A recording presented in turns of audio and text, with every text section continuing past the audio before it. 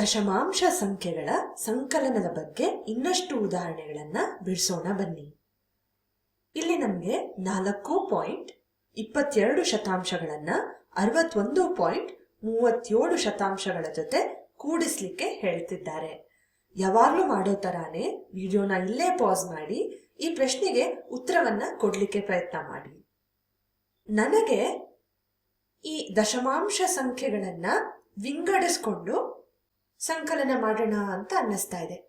ಅದು ಹೇಗಪ್ಪ ಅಂದ್ರೆ, ಈ ದಶಮಾಂಶ ಸಂಖ್ಯೆಗಳ ಸ್ಥಾನ ಬೆಲೆಯ ಪ್ರಕಾರ ಬಿಡಿ ಸ್ಥಾನವಾದ 4 ಮತ್ತು 61 ಒಟ್ಟು ಮಾಡಿಕೊಂಡು 0.22 ಮತ್ತು 0.37 ಇದೆರಡನ್ನ ಒಟ್ಟು ಮಾಡ್ಕೊಳ್ಳೋಣ.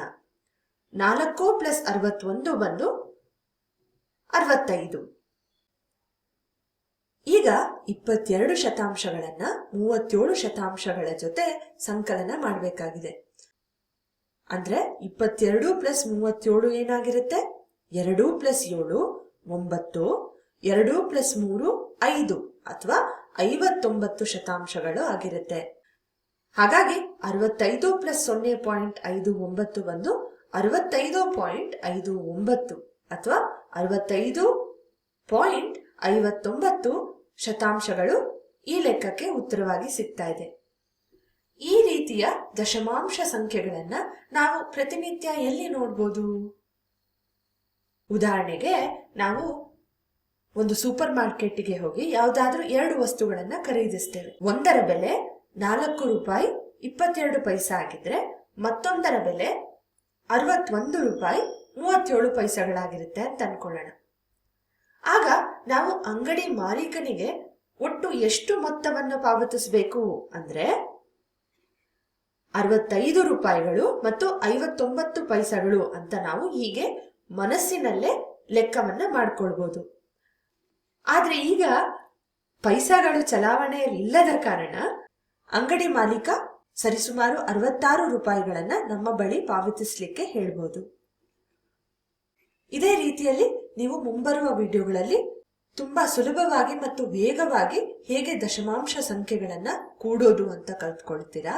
ಆದ್ರೆ ಬೇರೆ ಬೇರೆ ವಿಧಾನಗಳನ್ನ ನಿಮ್ಮ ಅರಿವಿಗೆ ತರುವ ಒಂದು ಸಣ್ಣ ಪ್ರಯತ್ನವನ್ನ ನಾವಿಲ್ಲಿ ಮಾಡ್ತಾ ಇದ್ದೇವೆ. ಮತ್ತೊಂದು ಉದಾಹರಣೆಯನ್ನ ನೋಡೋಣ. 3.53 ಪ್ಲಸ್ 4.72.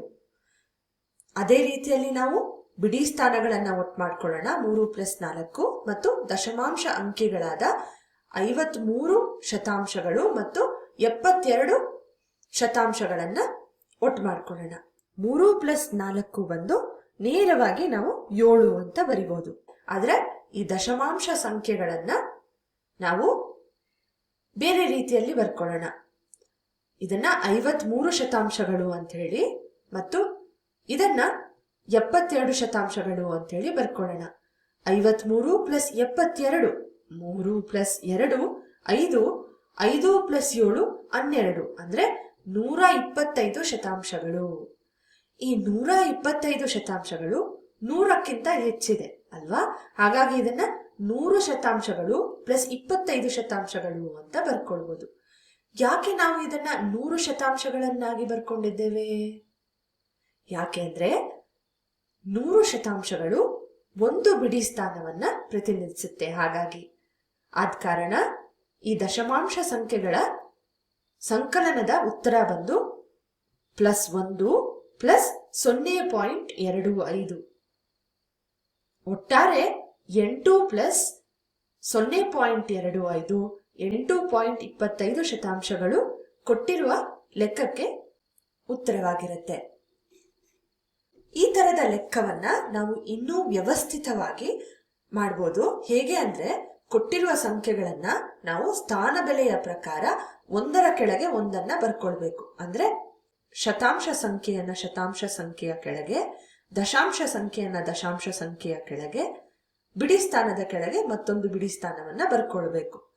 ಈಗ ಅದೇ ಪ್ರಕಾರದಲ್ಲಿ ನಾವು ಸಂಕಲನವನ್ನ ಸಹ ಮಾಡಬೇಕು. 3 ಪ್ಲಸ್ 2 5, 5 ಪ್ಲಸ್ 7 12 ಉತ್ತರವಾಗಿ ಸಿಗುತ್ತೆ.